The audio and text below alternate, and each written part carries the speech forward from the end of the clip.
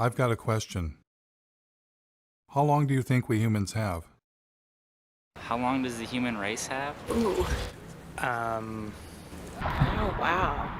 I don't exactly know, but it might be soon. I have no clue. No. I hope I give me at least 50 more years. I think there's infinite amount of time. Infinite. It's infinite, yeah. I give us a million years. Being kind, I would say probably about 10 years. 10, 12 years. Thousands of years. 47 years, 3 months, 5 days. It's approximate. We're kind of like cockroaches on the planet. No matter how much damage we'll do, enough of us will survive to procreate and keep it going. Unless we can get to another planet, but then we're just going to fuck it up like we did Earth. Well, I think that we will be here for a long time, but we will change. We're going to turn back into apes.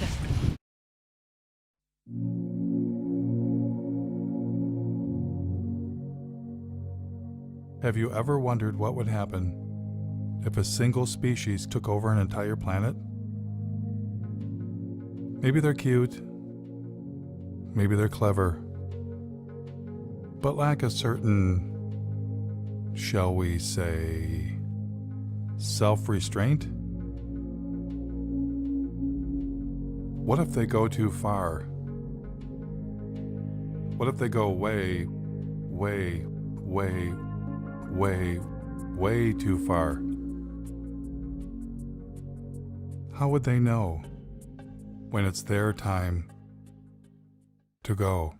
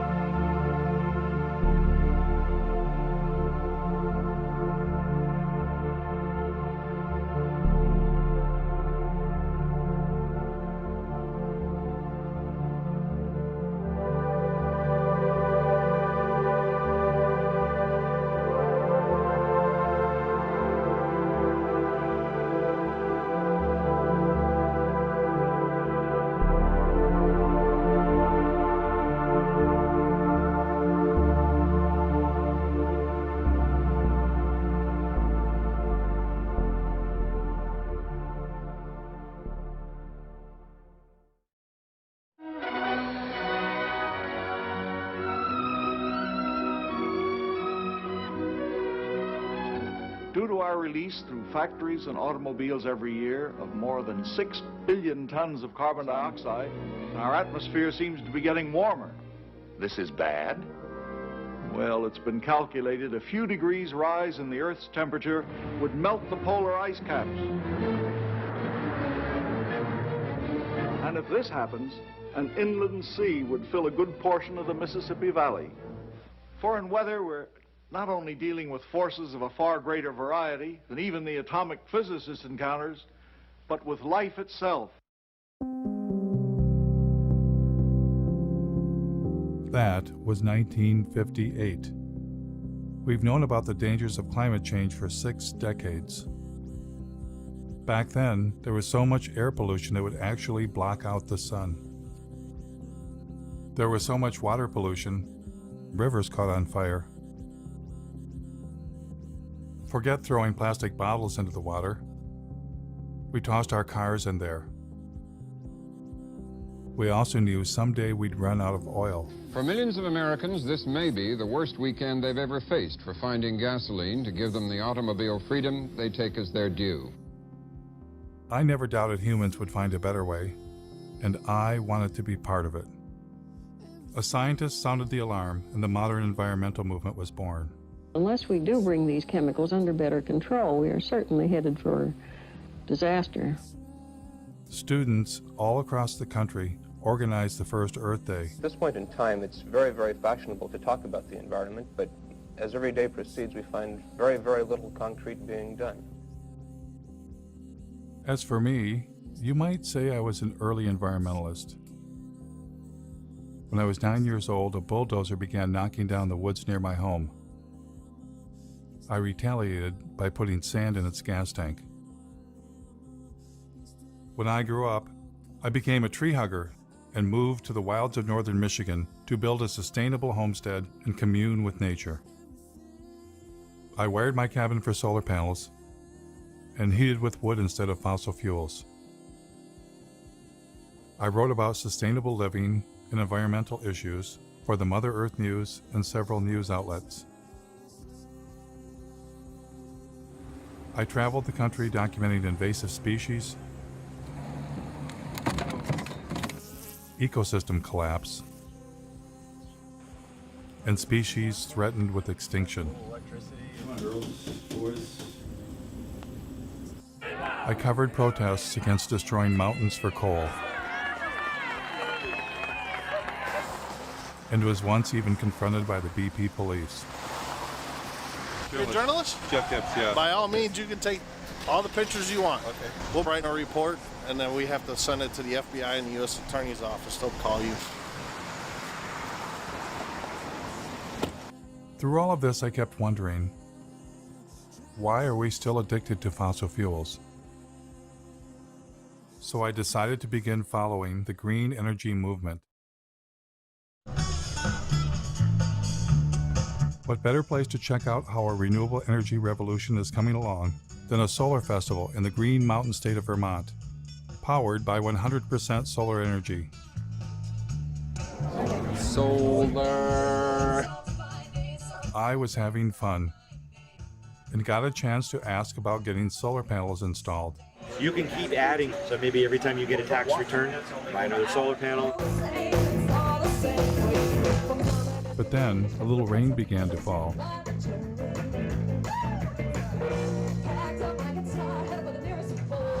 My cameraman noticed some commotion behind the stage. What'd you guys set up here? This is our biodiesel generators in case we lose power. Oh, so the festivals run off solar energy primarily? Primarily. We do need to bring some of this stuff in just because we want to make sure we have enough power to not kill our fancy toys that we have lighting the stage. But the biofuel generator wasn't enough, so they wound up plugging into the electrical grid that we all use. The other inverter operating, it's actually pulling power in from the grid, charging the batteries. It's running backwards from the way we originally intended to do it, but... That was disappointing. But after all, it had been raining. Maybe next time things would go better.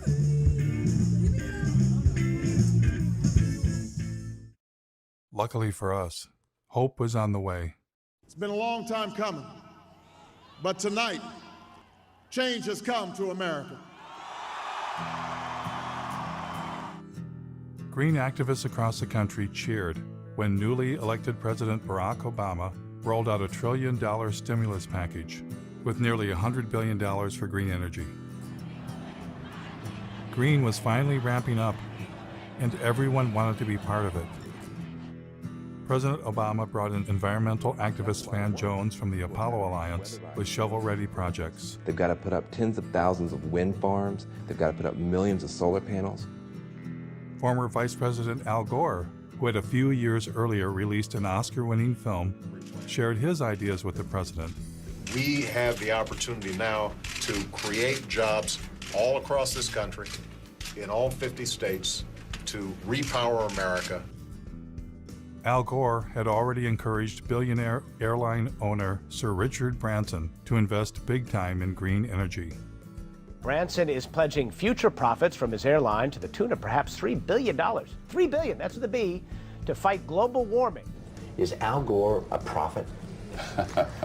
I just spelled profit.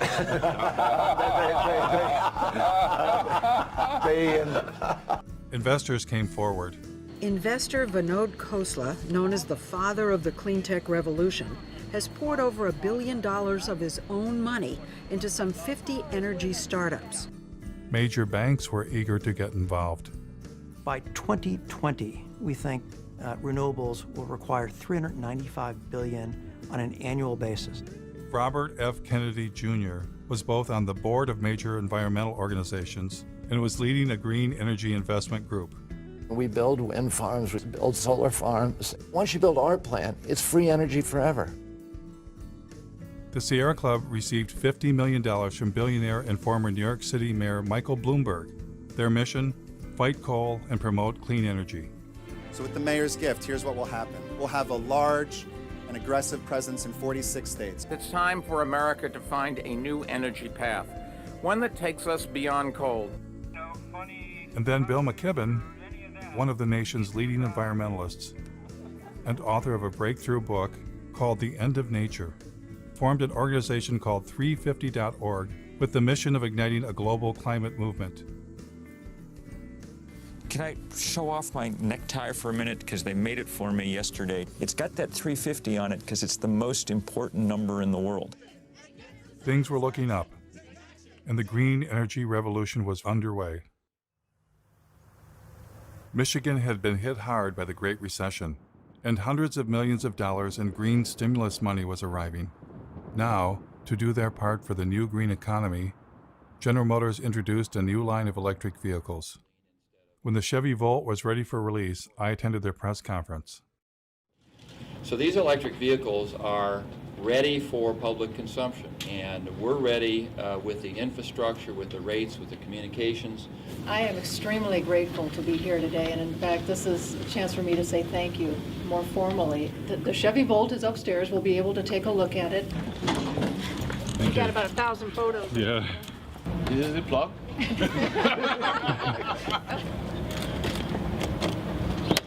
It's as simple as that.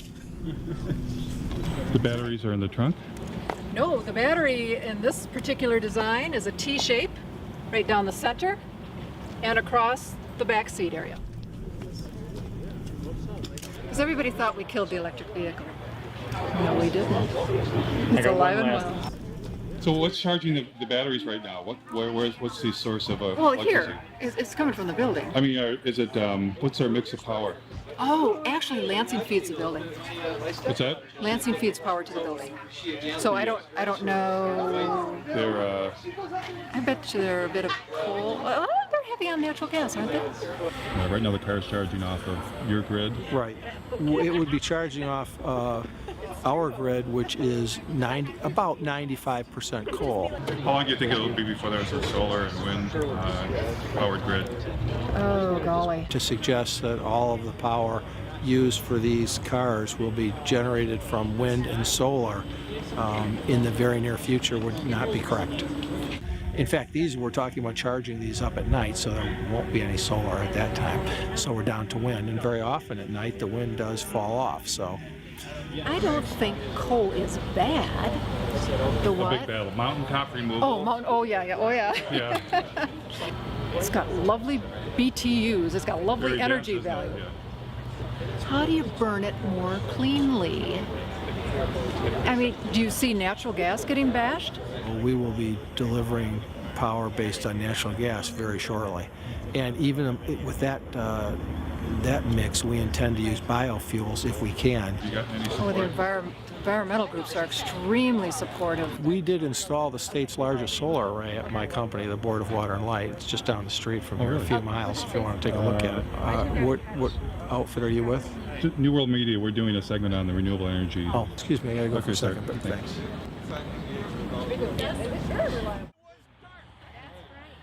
I decided to take him up on his offer to check out their football field-sized solar array right down the street. What we're trying to do with this kind of a tour is get a sense for what they've already done as an indication of what we could do to push the envelope even further. We took a hard look at wind and determined that, around here there's not any real good wind coming through all the time. That's what we liked about solar. You would get the power when you most needed it. Pass these around, look at them. They are pliable.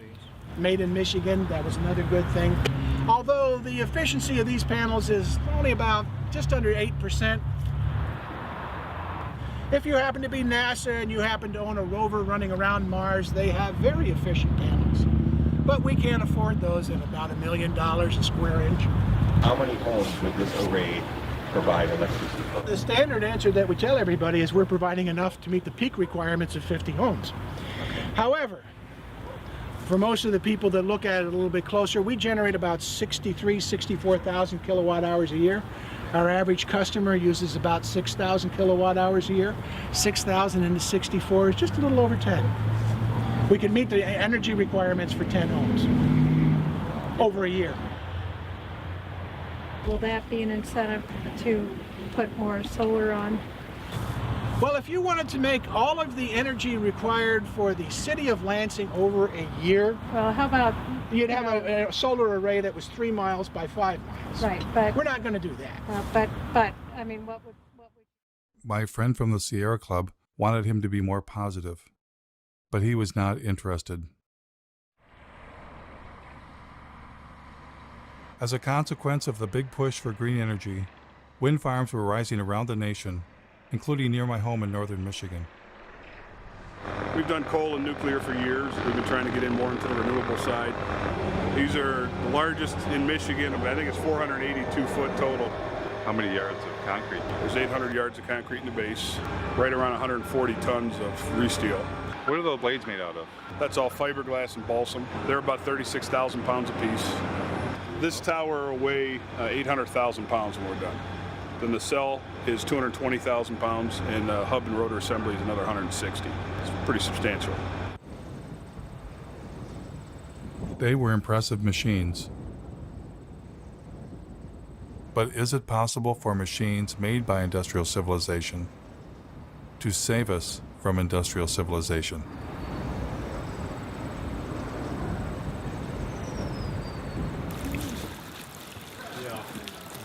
In environmental leader Bill McKibben's home state of Vermont, the Green Mountain State, a site was being cleared for the installation of wind turbines.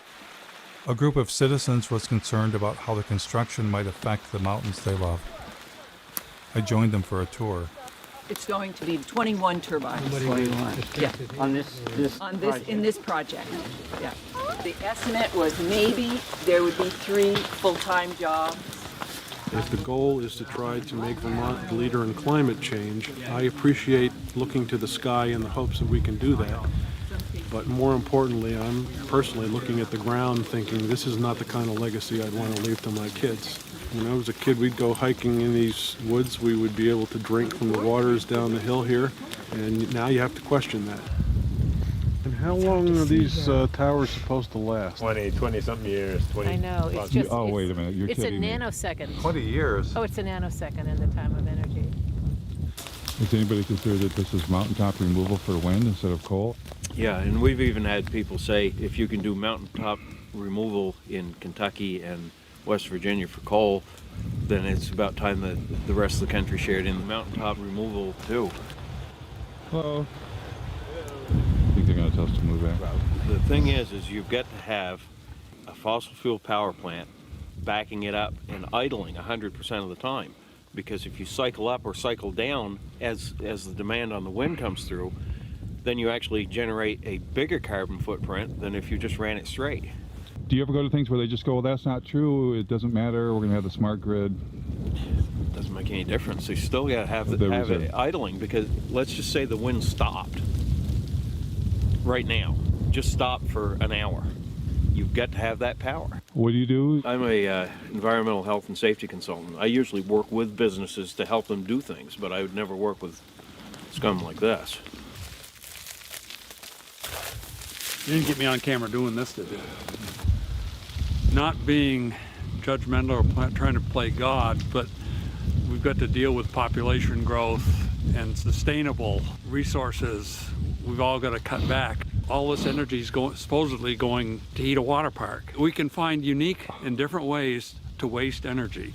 This is not a Vermont company. I mean, Green Mountain Power will be bought out by Gas Metro, and Gas Metro is owned by Enbridge, as I understand it, which is a big company, resource company in Canada, which is exploiting the tar sands, that wants to build the XL pipeline.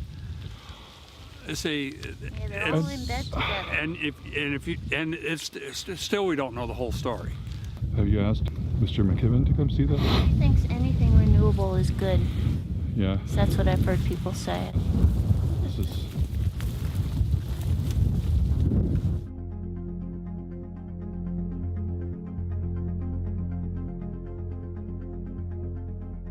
I'm in a strange position.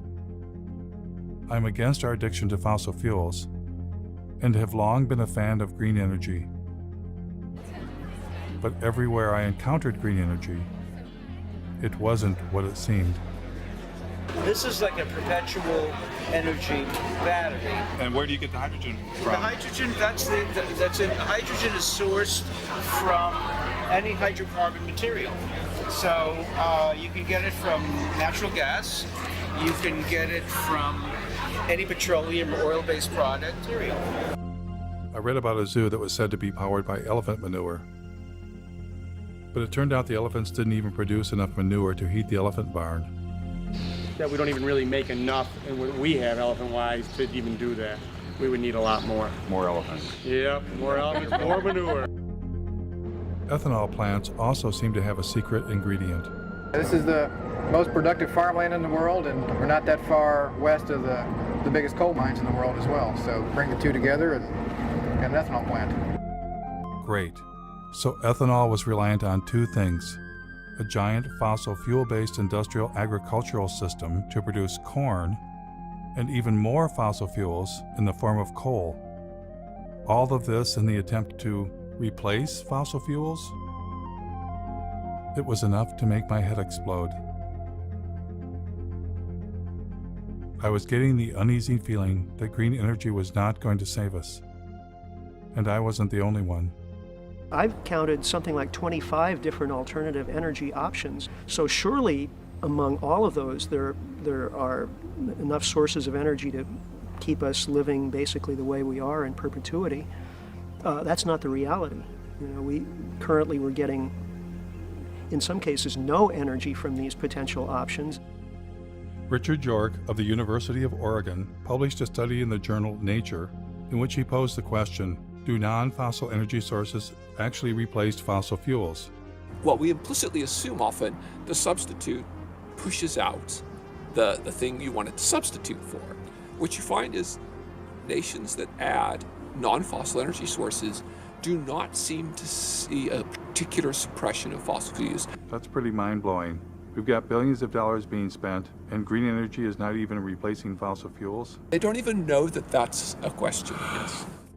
The story that we're in right now is, okay, we're in ecological hot water, but there are technological fixes. And if we're just creative enough, if we're just ingenious enough, and if we just work hard enough, we will triumph. Seeking technological fixes one after another is simply going to lead us to another level of catastrophe sooner rather than later. We want to believe that these things are going to be available for us. So if we get a little worried and somebody comes up with a new thingy and promises that, you know, this will do it for us, we want to believe.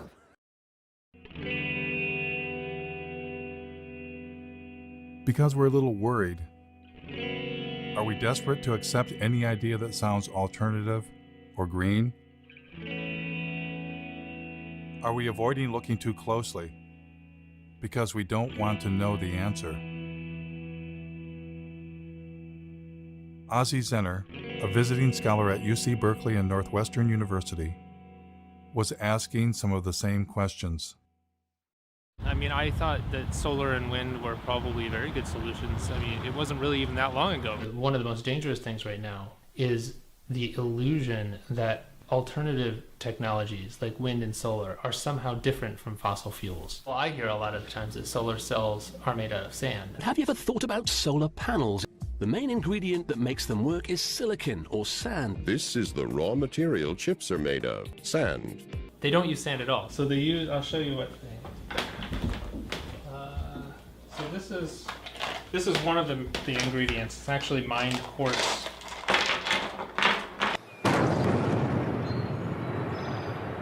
Spruce Pine, North Carolina, regarded as the finest source of high-purity quartz in the world for semiconductor, solar, and communication applications.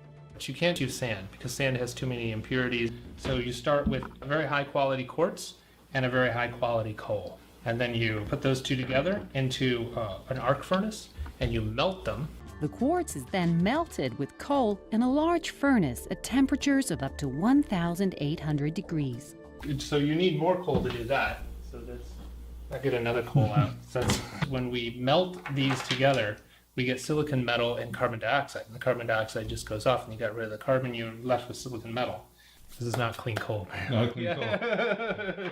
Ozzie Zenner said it was an illusion that renewables were replacing coal or any fossil fuel. Environmental groups continued telling a different story. We've already seen more than 25% of the U.S. coal fleet has already either retired or is on a schedule to retire. Coal plants were closing, but Ozzie explained that well-meaning people were being misled. NV Energy is now going to go ahead and shut down the plant and go with renewable. One of the largest solar plants, and that's going to happen right behind me.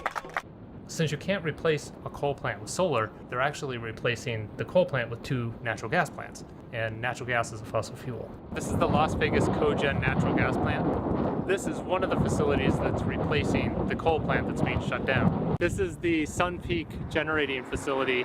This is the second natural gas plant that was used to replace the coal plant. And you hear the same story in Iowa. Instead of using energy generated by coal-fired power plants, the solar farm will now avoid about 2.1 million pounds of carbon pollution. But then they're building a larger natural gas plant. This is a 650 megawatt natural gas plant. That's 4 times more megawatts than the coal plant over there that it's replacing. And they're doing the same thing in North Carolina, which was the subject of that Years of Living Dangerously series. Duke Energy operates a coal plant right outside of Asheville that is the biggest source of climate pollution in western North Carolina. And we are working to retire that plant and replace it with clean energy. But what they don't tell you is that we're also building a larger natural gas facility.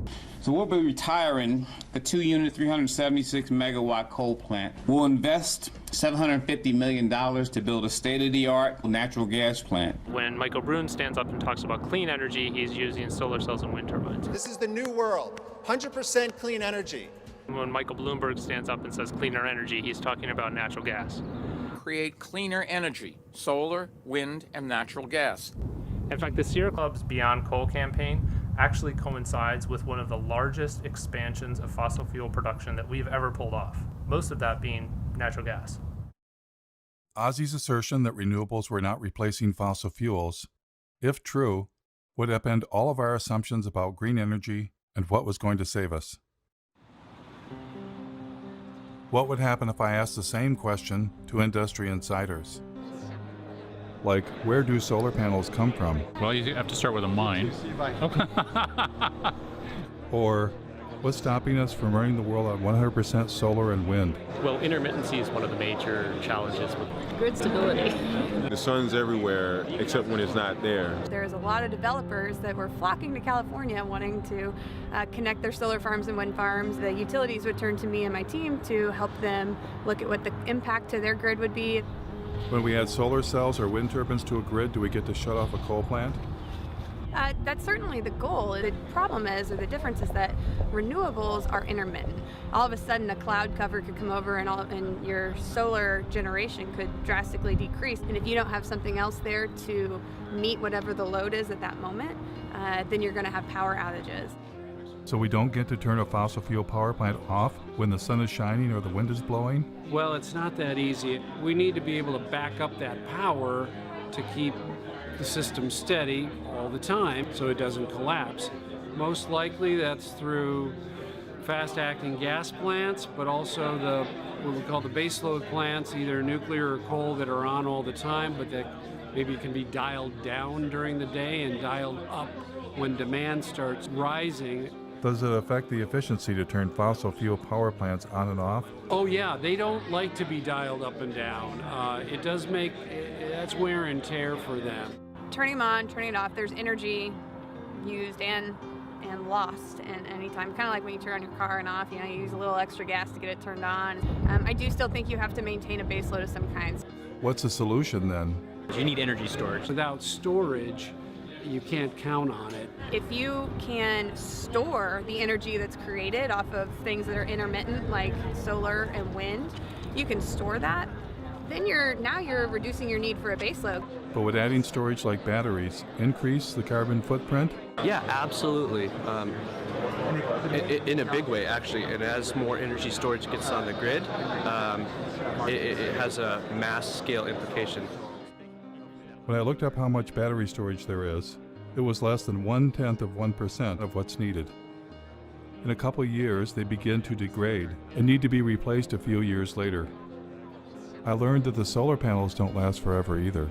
Some solar panels are built to last only 10 years, so it's not as if you get this just magic free energy, right? I don't know that it's the solution, and here I am helping to sell in materials that would go in photovoltaics. And so to overcome profound limitations of solar and wind, rarely discussed in the media, a new generation of technology was rising in the California desert. What is this? What we're using is a field of mirrors to focus sunlight onto a tower. The power plant itself, at 377 megawatts, will be the largest of its kind in the world. This will become the biggest solar plant in the world.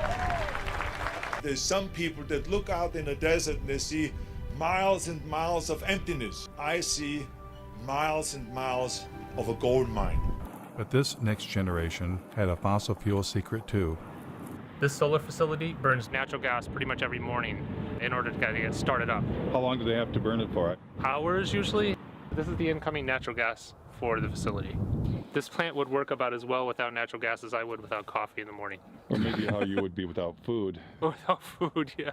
They have to file for acid rain permits for nitrous oxide emissions. They have to apply for carbon offset permits because they're producing carbon dioxide here, so they have to offset that.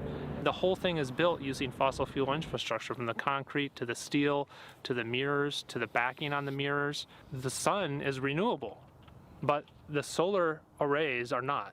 Oh, come on. There's got to be something renewable. Glass is renewable. Glass is not renewable. Iron's renewable. Aluminum, that's renewable. I recycle my pop soda cans. I know it's renewable. Yeah, the problem with all of these materials is that it takes an incredible amount of energy to mine and process all of the materials that go into building something like this. You use more fossil fuels to do this than you're getting benefit from it. You would have been better off just burning the fossil fuels in the first place instead of playing pretend. That green energy has nothing to do with fossil fuels is apparently a story only meant for you and me. Here is Robert F. Kennedy Jr. speaking to oil and gas company insiders. It's a combination solar gas plant. It's a turbine that we just take from a gas plant, suspend it from a big scaffolding, a tower, and surround it by giant mirrors in the desert. The plants that we're building, the wind plants and the solar plants, are gas plants. What kind of game is being played here? Well, we're basically just being fed a lie. For instance, you'll hear about Germany running on wind and solar. 35% right now. 50% of their power. There are days this past summer when the Germans were generating 80% of their power from the sun. But Germany is still Europe's largest consumer of coal. Aber wenn in dieser Region die meiste Kohle gefördert wird, dann ist ja auch hier der größte CO2-Ausstoß. Only a small fraction of their energy actually comes from wind and solar. In fact, Germany just built a large terminal to import natural gas from the United States. Elon Musk, the founder of Tesla, when he announced his Gigafactory battery plant, he said it would power itself with wind and solar energy. Through a combination of geothermal, wind, and solar, it will produce all the energy that it needs. But in fact, it has lines connecting it to the same electrical grid that we're all connected to.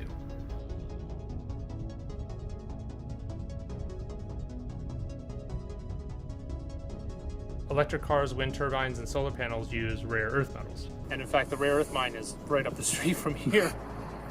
In mining these deep deposits, about 90% of what they pull up out of the ground contains uranium, thorium, and low level of other radionuclides. Radioactive waste that has to be disposed of somehow. They kind of turn it into a paste and spread it over the desert floor. Well, that's good for the desert, right? Yeah, the desert loves that. Tesla's electric cars are built with aluminum, which uses 8 times more energy to manufacture than steel. They use lithium, which also rely on toxic mining. And even more graphite, which is one of the rarest forms of carbon. In fact, the investors wanted to open several new graphite mines after Tesla announced the Gigafactory. Apple claims to be 100% renewable. We never stop thinking about what's best for the planet. We now run Apple on 100% renewable energy. All of our facilities worldwide.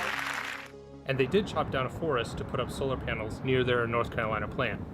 But they didn't disconnect it from the grid, and they can't. Duke says energy-hungry companies like Apple can never go entirely off the grid. They're still hooked up to our grid. Despite all of the claims, I haven't found a single entity anywhere in the world that's running on 100% solar and wind alone. It turns out, you don't just need fossil fuels to run a place like Ivanpah. You need the devil himself. Or in this case, themselves. All of the mirrors that you see there are built by the Koch brothers, Guardian Glass Industry, a company that they control. Koch Carbon creates a lot of the inputs that are used to create the cement and the concrete and the steel. And not only that, they build the plants that builds polysilicon for solar cells. They have actually their own solar line called Solar Molex. From every step of the process, the Koch brothers are there. But they're the evil doers. Yeah, the funny part is that when you criticize solar plants like this, you're accused of working for the Koch brothers. That's the idiocy in all of this. This absolutely cannot extend civilization's life. This relies on the most toxic and industrial processes that we've ever created.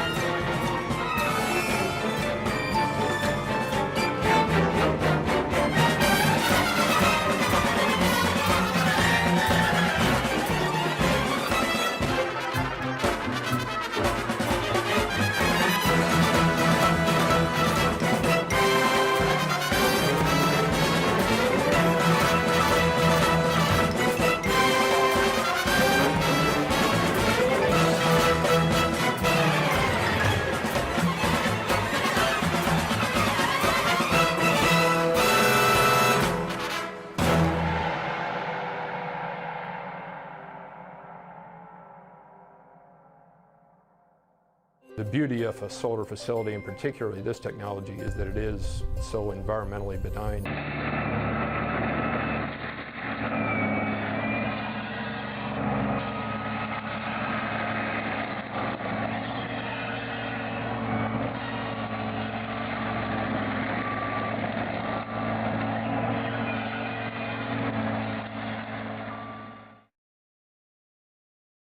I too had once thought deserts could be sacrifice zones.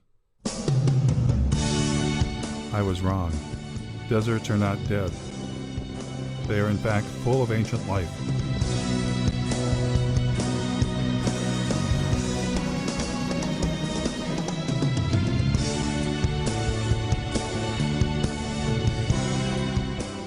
In the desert, the Joshua tree stands, waiting, waiting for the giant ground sloths and the mammoths that shall never return. The Joshua tree depended on the giant mammals to reach up high and eat their seeds, and thus disperse the Joshua tree. But now, stranded in time and space, the Joshua tree awaits a new fate, to be sacrificed in the name of progress. Joshua trees are torn down to make way for solar projects. 23ABC's Cassie Carlisle travels to the Mojave Desert to talk to neighbors. They're not your usual tree, more like something from fiction, but these Joshuas are causing quite an uproar. No, it makes me sick. They're clearing them off, killing them real quick, and now they're grinding them up, getting rid of all the evidence.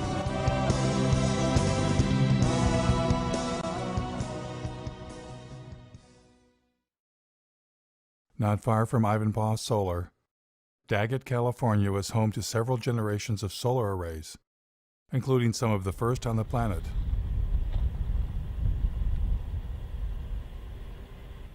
Ozzy and I thought we would take a trip to see where it all began.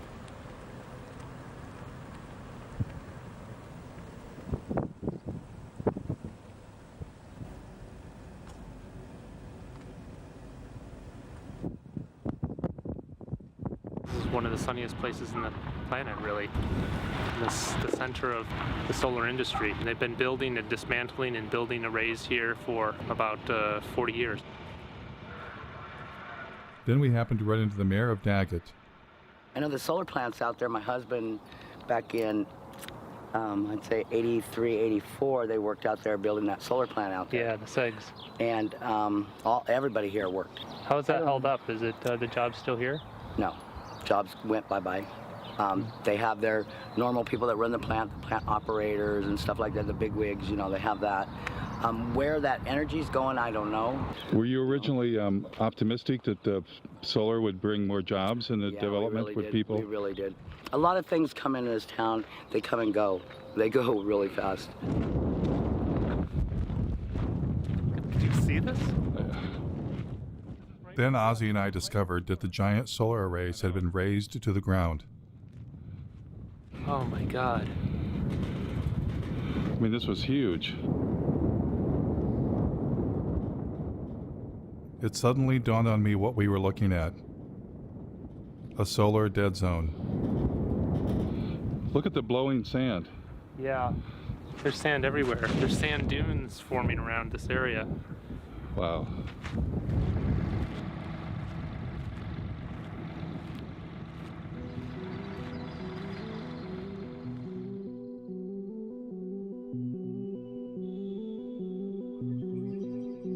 So after all the mining, the fossil fuels, the toxins, the environmental destruction, here's what happens next. Only a few years after it was built, things at Ivanpah began to fall apart.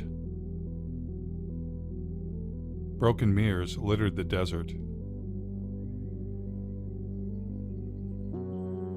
Yes, these giant solar and wind technology installations may last only a few decades, then tear it down and start all over again. If there's enough planet left.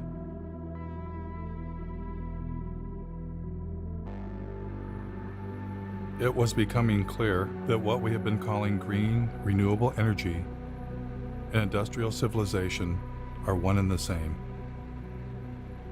Desperate measures not to save the planet, but to save our way of life. Desperate measures, rather than face the reality, humans are experiencing the planet's limits all at once. Every different perspective I look at and imagine, well, we could do more of this or go to a larger area or use more of that. Well, it turns out there isn't more. I looked at marine production and fish production and found that peaked 20 years ago. More and more of what we eat is from fish farming. The current acres of actively farmed land, that is peaked also. The rivers are already being irrigated to about the limits of what they can sustain. The Colorado River doesn't get to the ocean anymore. Well, then you start looking at groundwater, the southern Great Plains, and I think they can almost predict when they will run out of groundwater, and it's in a decade or two. A human vulnerability at the global scale, that any one of them we could maybe compartmentalize, but we're seeing them propagating across topic after topic of society and the Earth system. And I don't think the people in charge are near nervous enough.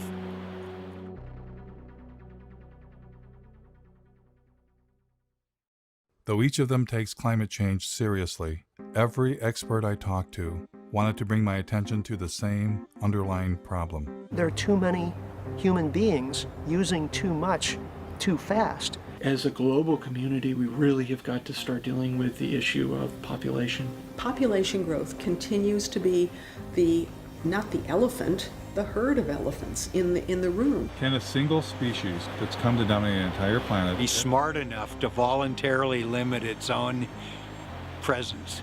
Is there any precedence for that in nature? Wow. We have to have our abilities to consume reined in, because we're not good at reining them in if there are seemingly unrestrained resources. Species hit the population wall a lot and then they crash. I mean, that's a common story in biology. If that happens to us, in a way, it's the natural order of things. And I don't think we're going to find a way out of this one. I don't. As a scientist, what leads you to that conclusion? Well, because right now, a large percentage of that number is supported by industrial agriculture, which is heavily subsidized by oil, and it's not sustainable. And, you know, and there's no going back. Without seeing some sort of major die-off in population, there's no turning back. What's the thing that nobody ever asks you that you want to... Nobody's ever asked me if I'm scared. Yeah. And I am. I actually am scared. I lose sleep over all of this.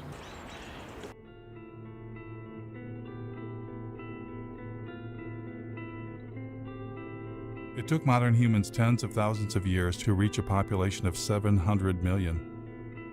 And then we tapped into millions of years of stored energy known as fossil fuels. Our human population exploded. It increased by 10 times in a mere 200 years. Our consumption has also exploded, on average 10 times per person, and many times more in the Western world. You put the two together, the result is a total human impact 100 times greater than only 200 years ago. And that is the most terrifying realization I have ever had. We humans are poised for a fall from an unimaginable height. Not because of one thing, not climate change alone, but all the human-caused changes the planet is suffering from. So why are bankers, industrialists, and environmental leaders only focused on the narrow solution of green technology? Is it the profit motive? And why, for most of my life, have I fallen for the illusion green energy would save us?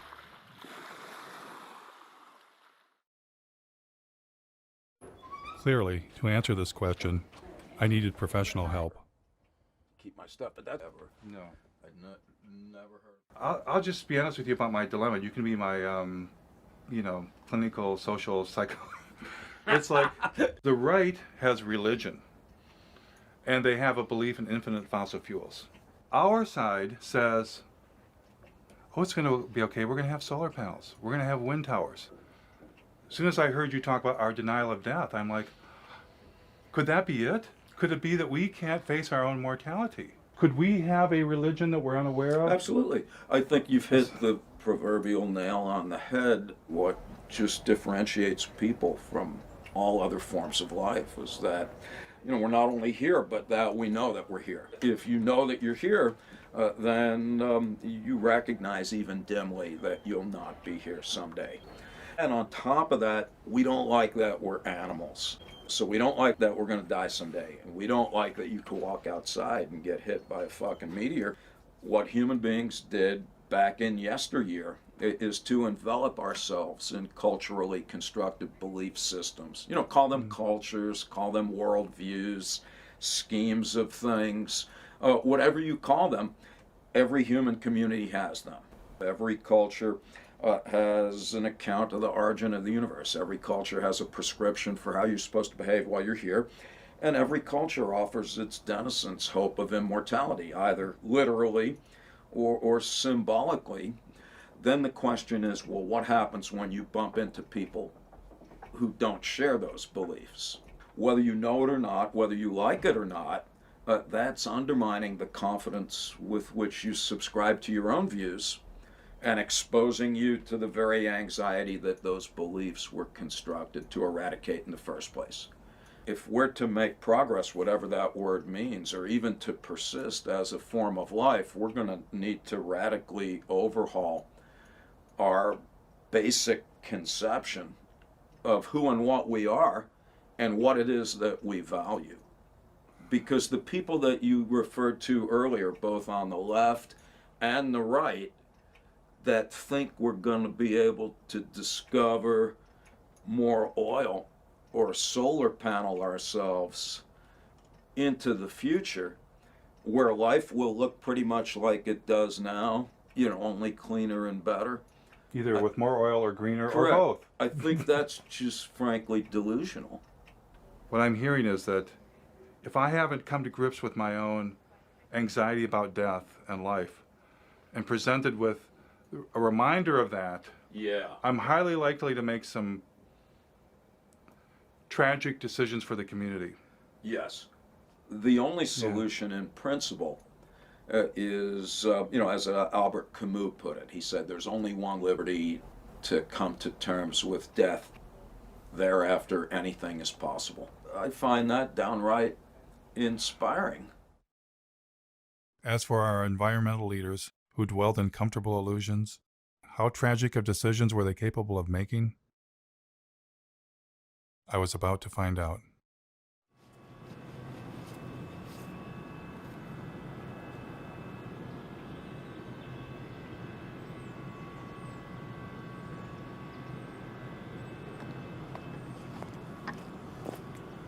They claim they're just using forest residues, but actually a great deal of what the McNeil facility and lots of biomass facilities burn is whole trees. And as you can see by this pile that's stacked right outside of the facility, these are trees.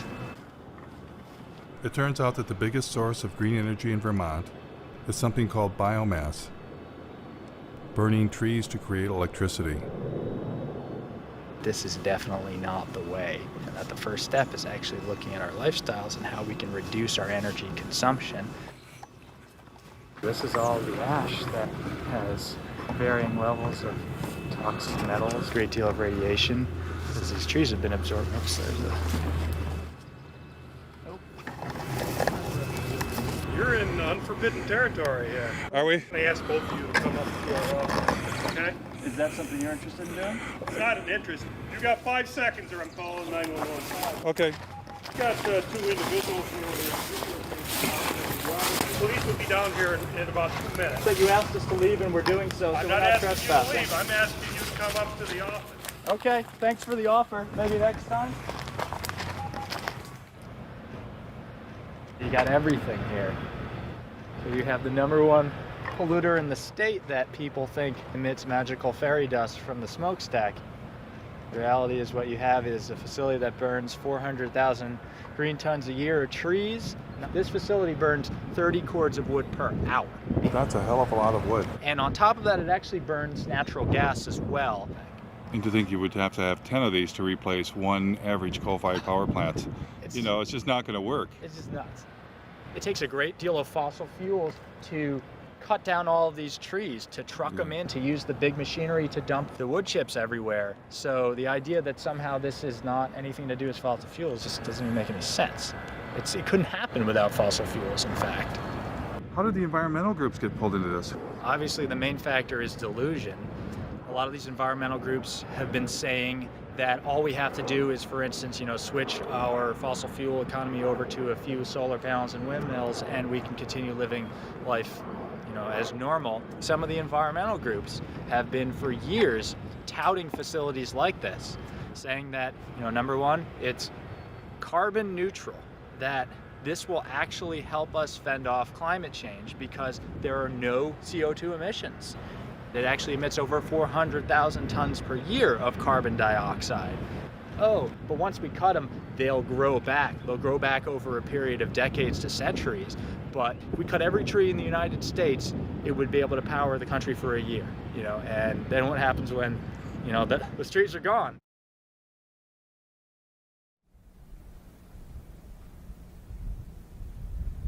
I discovered biomass plants were not even always biomass plants.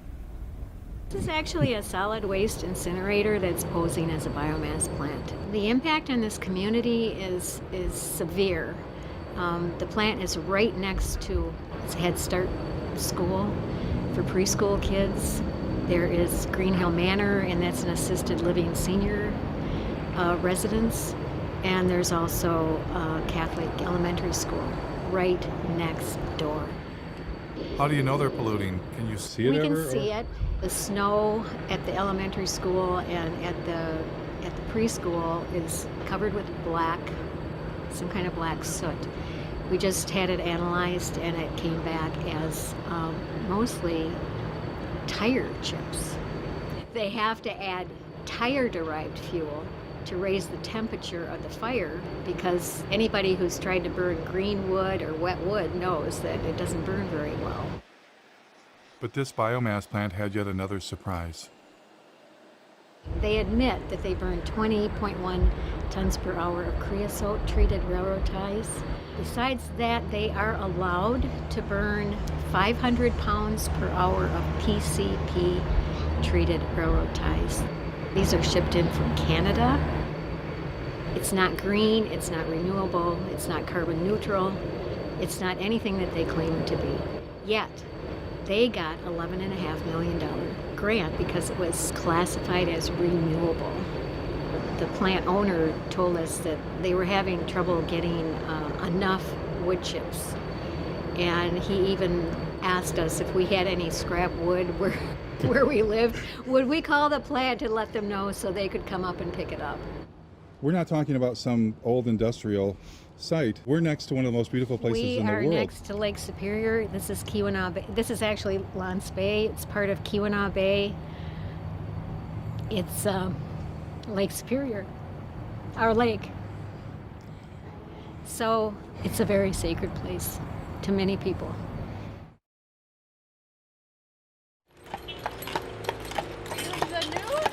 No, there's supposed to be a climate change rally.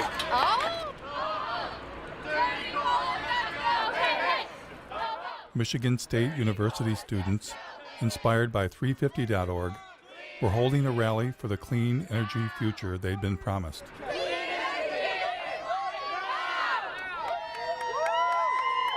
Imagine when I found out that it is the largest on-campus coal plant in the nation. The goal is to get the whole world moving beyond fossil fuels. Who wants to do a 350 sign on the steps of the... But it turned out Michigan State had a form of green energy in mind the students did not support. The university contracted with a energy contracting company. They put together like a modeling tool. First 2 or 3 months that the steering committee was using this modeling tool, it didn't even contain data for wind or solar. So there was... Adam told me they were planning on substituting coal burning with biomass burning. The permit that is currently being considered by the state is a permit for 24,000 tons of biomass per year. And the plan is to do that in all four boilers. Unfortunately, the steering committee considers biomass renewable at the moment, which we're not happy with. Michigan State wasn't the only university to go green. I'm happy to announce that Carolina will be going beyond coal in the next decade. Now, as we begin to wean ourselves on coal, we're about to try another alternative energy source, biomass. And who is here to help the University of North Carolina switch from burning coal to burning trees? So it is a great pleasure to be here today to celebrate the remarkable step that the university is taking to say we're going to do our part. A remarkable step indeed. We're to do our part by getting out of bed with coal companies and into bed with logging companies? Where did the idea of colleges going green by burning trees come from anyway? A little college called Middlebury in the heart of Vermont. Welcome to the celebration of the opening of Middlebury's new biomass gasification system. It's now my great pleasure to introduce this afternoon's speaker, Bill McKibben. What powers a learning community? And as of this afternoon, the easy answer to that is wood chips.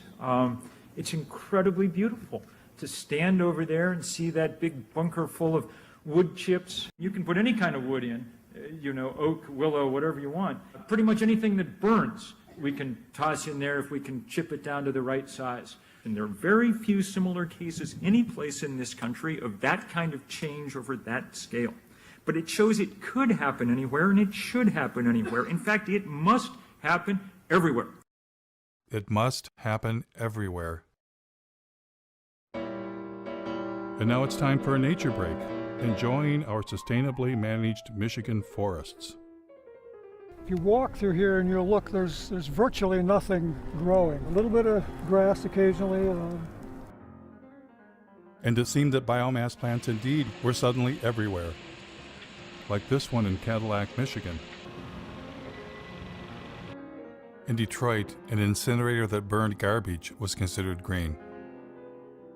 The Detroit incinerator is known to emit horrible smells and pollutants that neighbors say make them feel sick and put their health at risk. It's a stink. It's a horrendous stink. A proposed biofuel plant for the Upper Peninsula of Michigan would consume trees from tens of thousands of square miles. In order to create 40 million gallons of ethanol, they were going to have to use up over 1 million tons of green wood. We pointed out that they were going to be using more natural gas than they were going to be creating ethanol to displace the natural gas. If you continue to do this, you're going to be fertilizing the forest. Fertilizing the forest with fossil fuels. Fossil fuel-based, right, fertilizers. Made from natural gas. Yeah.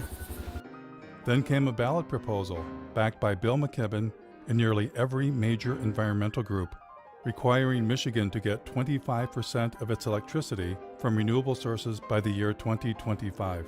This year, Michigan voters have a choice. Keep burning dirty coal and oil, or move Michigan to clean, renewable energy like wind and solar. Vote yes on Proposal 3. Surprisingly, Proposal 3, also known as 25 by 25, was the brainchild of an organization that was 100% biofuels and biomass. Allowing America's farms, ranches, and forest lands to be active participants in contributing to America's energy future. These are the biomass and biofuel plants across the U.S.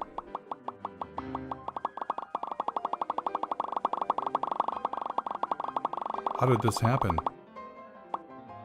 And it wasn't just the USA, it was all around the world. Wood chips, which is just a euphemism for trees, are being exported to Europe from America, British Columbia, Brazil, and Indonesia, wherever they can get them from.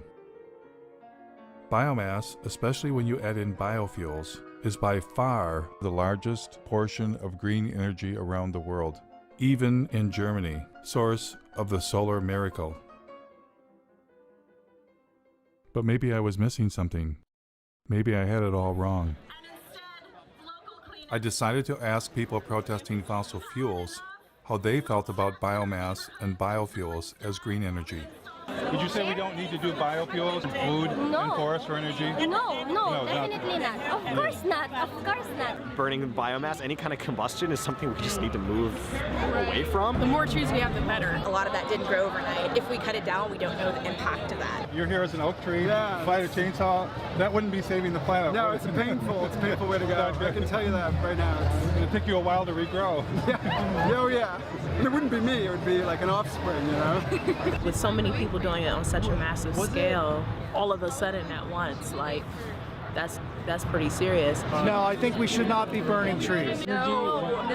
Why would we cut down trees? We shouldn't replace one terrible way of getting energy with another terrible way of getting energy. Exactly. Because it's one thing. Clearly, most citizens are opposed to biomass and biofuels. But what about environmental leaders? At times, they have promoted biomass, but other times, they sound like they are against biomass. Like this Sierra Club policy, we are deeply concerned about the implications of wood to energy for native forests. Or this statement signed on by 75 environmental groups, burning forests for energy will destroy one of our best defenses against climate change. But then again, their language leaves loopholes that enable biomass. The NRDC says you must use the right types of biomass. The Dogwood Alliance says maybe small biomass plants are okay. And the Sierra Club flat out states biomass can be sustainable. Which side are they really on? I thought for sure with the camera rolling, environmental leaders would speak for the trees.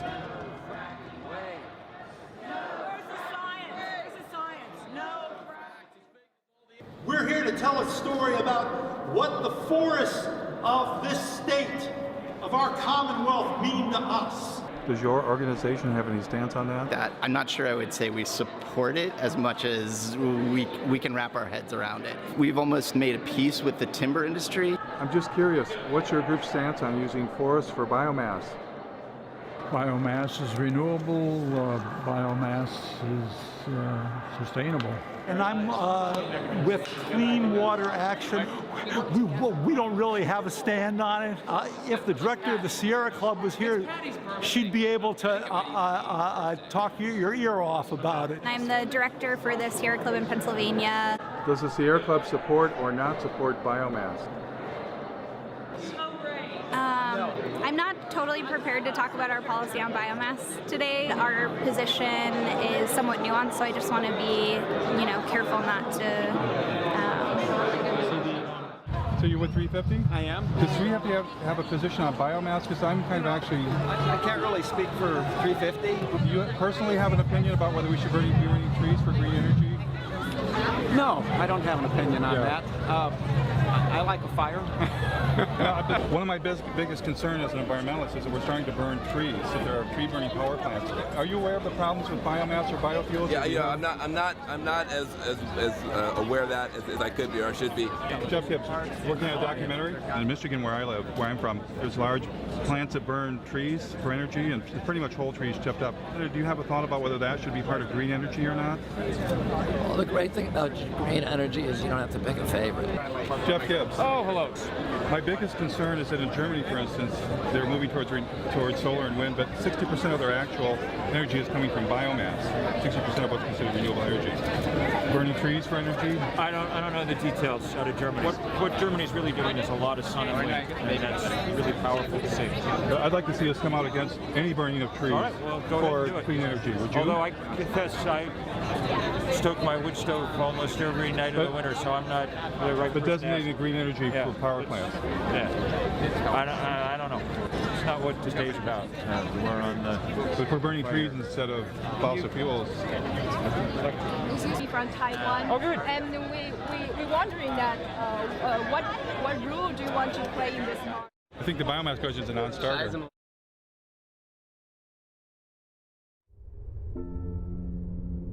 I found only one environmental leader willing to reject biomass and biofuels. So we are talking of the old oil economy trying to maintain itself now through another raw material, the green planet. The only reason corn and soya is being planted for biofuel in this country is the subsidies make it profitable. I think the big crisis of our times is our minds have been manipulated to give power to illusions. We shifted to measuring growth, not in terms of how life is enriched, but in terms of how life is destroyed. Her honesty was refreshing. But as for the rest of them, I wondered, what are they hiding? And why are they hiding it? Is it their ignorance? Or is it something else? What if they themselves had become misguided? What if they've made some kind of deal they shouldn't have made and are leading us all off the cliff?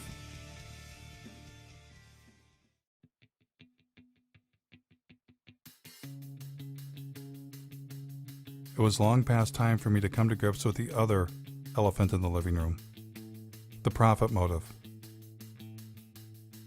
The only reason we've been force-fed the story climate change plus renewables equals we're saved is because billionaires, bankers, and corporations profit from it. And the reason we're not talking about overpopulation, consumption, and the suicide of economic growth is that would be bad for business, especially the cancerous form of capitalism that rules the world, now hiding under a cover of green. Today, Bloomberg Philanthropies is making, I'm happy to announce, a new investment of $30 million in the Beyond Coal campaign. We have more. I'm glad to say that more than a dozen additional funders have committed to match that $30 million. And who were these new partners? One of them was Jeremy Grantham, billionaire, world's leading timber investment advisor. They were not investing in trees to turn them into nature preserves, which might answer another riddle. Why is this name redacted on the Sierra Club's tax return? Would they be embarrassed to take $3 million from a man who made his living selling the forests of the world? Bloomberg bringing a timber investment billionaire to the party was no coincidence. Bloomberg sponsored a UN climate session to discuss ramping up biomass and biofuels around the world. Billionaires were in love with the idea of turning what was left of nature into green profits. Remember when Al Gore had gotten Richard Branson to invest billions into saving the planet? Richard Branson, founder of Virgin Atlantic, powered a Boeing 747 from London to Amsterdam on a coconut oil mixture to highlight the potential of this amazing oil as a clean energy biofuel. Branson had actually invested in biofuels. He was attempting to replace the jet fuel damaging the planet with biofuels that required the consumption of the living planet. And it was game on for the airline industry. Dozens of researchers from all over the Northwest gathered in Missoula the past 2 days to explore the idea of converting the region's massive reserves of wood into jet fuel, especially with the demand for aircraft fuel expected to grow by 1 billion gallons in the Northwest alone. United Airlines will buy a $30 million stake in biofuel company Fulcrum Bioenergy. The airline used 3.9 billion gallons of fuel last year. What technology was Silicon Valley billionaire Vinod Khosla hoping to profit from? Nature takes 1 million years to produce our crude oil. Kior can produce it in seconds. The company took over this old paper mill where logs are picked up by a giant claw, dropped into a shredder, and pulverized into wood chips. Clean gasoline. Green gasoline. There must be a downside. There is no downside. The bank that crashed the economy, ruined millions of lives, and has their tentacles on the levers of power. What would their favorite form of green energy be? One of the very interesting markets that we deal with is Brazil. It's unlike any other market in that today, alternative energy isn't really alternative energy. It's so much a part of the fabric of the society. The country began to utilize its vast resources of sugarcane to produce ethanol. There was a man from Goldman Sachs who was particularly in love with turning forests into profits. Has everybody got enough coffee? You might want to get some more. Meet David Blood, former CEO of asset management for Goldman Sachs. How much money did Mr. Blood believe should be invested in green energy? A natural alignment for something in the order of $40 to $50 trillion worth of capital. $40 to $50 trillion. And who was going to help the man from Goldman Sachs? Help him raise that astronomical amount of money? A gentleman some of you may recognize and know, Bill McKibben. It's entirely dependent on what kind of political will we can muster. And if we do not get this done very fast, then we're not going to get it done. And so Bill McKibben went forth to generate the political will for trillions of dollars in green investments. Our next guest has been called our nation's leading environmentalist. And you are, in some sense, the grand poobah of the environmental movement. My guest tonight is on a global crusade. On a global crusade for what? Commit to divesting from fossil fuels. We can't justify investing our money in companies that are basically running Genesis backward. So when you divest from fossil fuels and invest in green funds, what are you investing in? I took a deep dive into Securities and Exchange Commission filings to find out. For instance, in the Green Century funds, recommended by 350.org and Bill McKibben, I found less than 1% solar and wind, and 99% things like mining,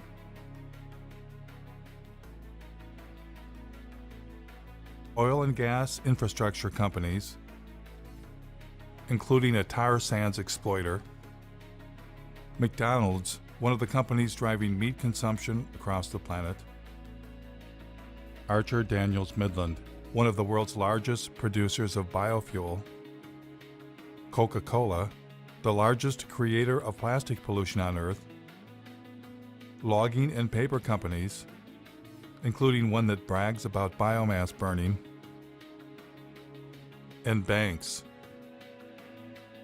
Lots of banks, including BlackRock, the largest financer of deforestation on Earth. The business that they're engaged in is actually destroying our life support system. The Sierra Club also partners with a green fund called Aspiration.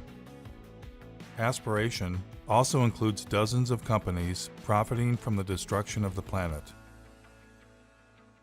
including Chevron, ExxonMobil, Chesapeake Energy. In order to maximize the production potential of the well, the shale formation will be hydraulically fractured. The Russian gas giant Gazprom. Gazprom owns the world's largest explored gas reserves, 36 trillion cubic meters. And in perhaps the most bizarre twist of all, the Sierra Club's Green Fund's biggest holding is Enviva, the world's largest consumer of forests, to be incinerated in green energy biomass plants.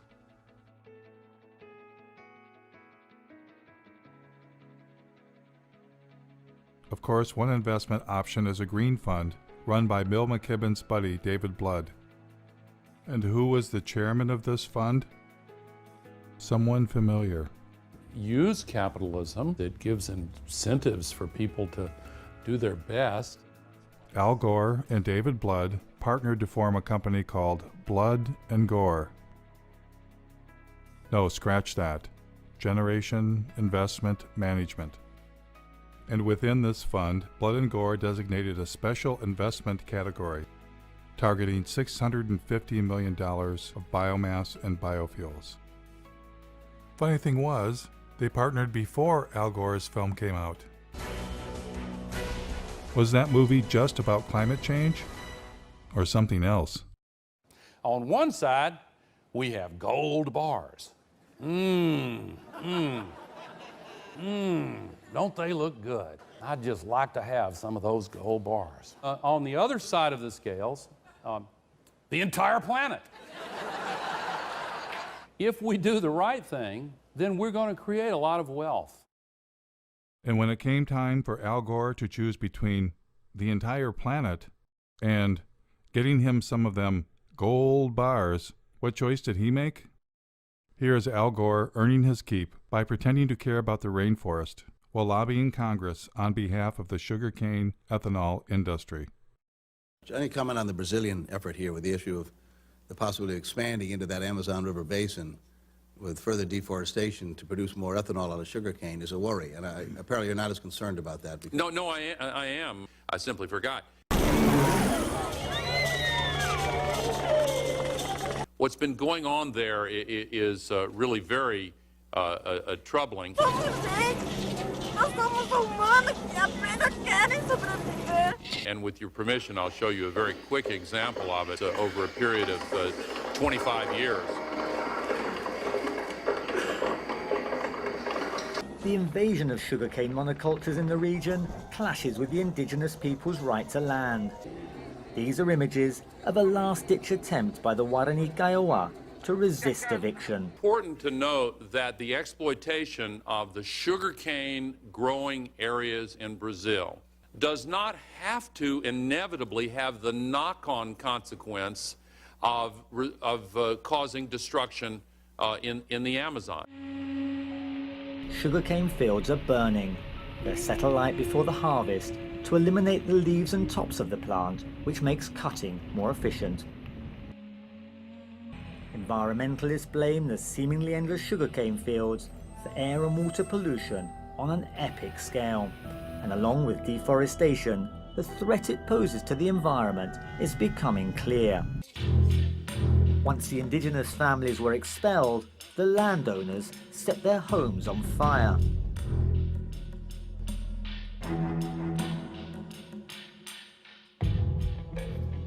Is there anything too terrible to qualify as green energy?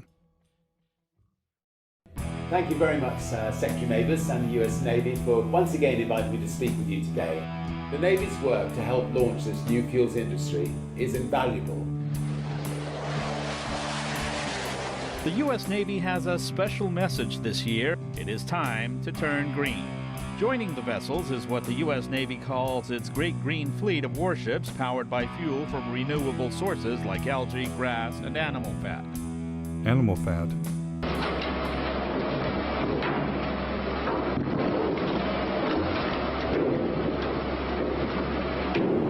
The next time you fill up at your neighborhood gas station, you might find yourself pumping a little alligator into your tank. That's right, UL Lafayette researchers have developed alligator fat into a renewable source for biofuels.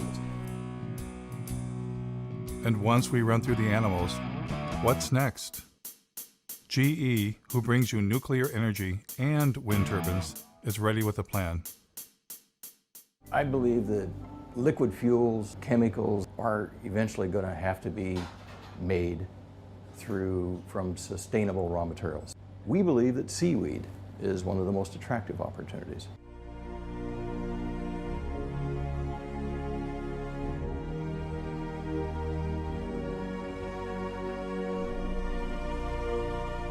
Better hurry. 1 year after it was filmed, the seaweed forest was dead.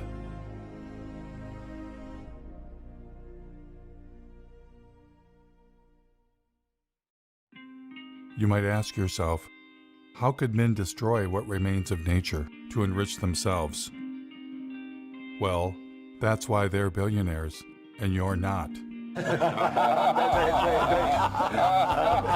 The takeover of the environmental movement by capitalism is now complete. Environmentalists are no longer resisting those with a profit motive, but collaborating with them. The Nature Conservancy is now the Logging Conservancy. We will capture the most important pieces biologically, and there will be another large block sold to timber investment groups. The Union of Concerned Scientists has become the Union of Concerned Salesmen, having taken millions not for science, but to create markets for electric cars. The Sierra Club sells electric cars and solar panels right from their website. The best thing about Sungevity is that they make it easy for you. All that you have to do is to say yes. The New York Times partners with ExxonMobil to bring you the good news about biofuels. Algae-derived fuel could help us meet growing demand. Treehugger.com, which claims to be the largest single source of environmental news, was founded and funded by Georgia Pacific, a logging company. In fact, they are neighbors. Georgia Pacific is owned by our friends the Koch brothers, who are likely the largest recipient of green energy biomass subsidies in the United States. Yes, the merger of environmentalism and capitalism is now complete. But maybe it's always been complete. How is 350.org funded? Well, not very well. Who are your funders? Sure. To the degree that we have any money at all, it's come from a few foundations in Europe which ones? and the U.S.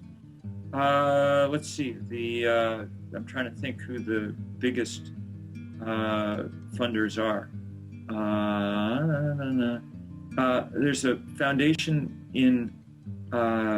based in Sweden called, I think it's called the Rasmussen Foundation, that I think has been the biggest funder. So you don't get money from Pew or Rockefeller or any of those big? No, we did. Rockefeller Brothers Fund gave us some money right when we were starting out. That's been useful too. But they no longer fund you? I don't know. I don't have a sort of really funder sitting in front of me. And that's usually something that people know. Rockefeller's been one of our is a great ally in this fight. You just sold your TV network to Al Jazeera. Right. And that government is basically nothing but an oil producer. Gas mainly and oil. Your take on that, about $100 million pre-tax from a country that bases its wealth on fossil fuels. Isn't there a bit of hypocrisy in that? Well, I get the criticism. I just disagree with it. I'm proud of the transaction. You couldn't find for your business a more sustainable choice. What is not sustainable about it? Because it is backed by fossil fuel money. I get it. I get it. And so, if you got yourself an environmental movement and environmental leaders, why not buy the holy day itself? Happy Earth Day!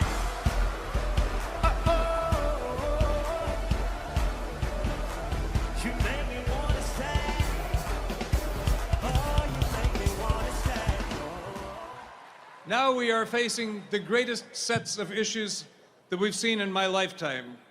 It's time now for a new generation to jump up on the stage and create a habitable country, a habitable planet that we can all enjoy.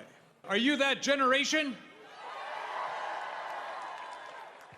I need to thank Building Energy, which provided so much solar power to this that we've powered the entire event with solar energy. But when I went backstage to see what was really going on, You ain't running this whole thing on that, Jack. I can tell you that. The toaster is 1,200 watts. So that run right there could run a toaster. I found the installer. Hi. Are they running the festival on these solar panels? The concert is run by diesel generation system. They didn't ask us to energize the concert. Oh, okay. And we'd also like to thank our incredible corporate sponsors who've been behind the movement to end extreme poverty and tackle climate change since the very beginning. We want to thank Toyota, Citibank. We want to thank Caterpillar. We're standing at the construction site of the Dakota Access Pipeline. It looks like there are at least 3 bulldozers actually bulldozing the land. People have gone through the fence. The bulldozers are still going. And they're marching over the dirt mounds. Without these partners, it wouldn't be possible. Let's give them a round of applause, everyone.